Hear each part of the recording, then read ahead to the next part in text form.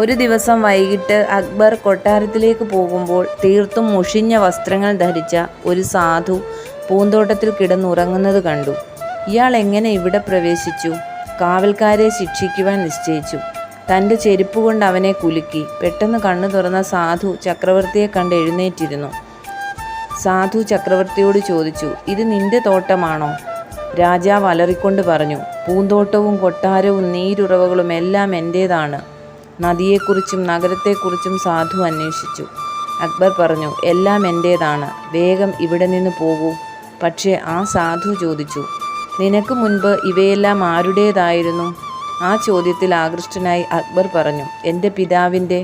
വീണ്ടും സാധു ചോദിച്ചു, അതിനു മുൻപോ? പിതാവിൻ്റെ പിതാവിൻ്റേത്. സാധു പറഞ്ഞു, നിനക്ക് ശേഷം നിൻ്റെ മകനായിരിക്കുമല്ലോ ഇതിൻ്റെ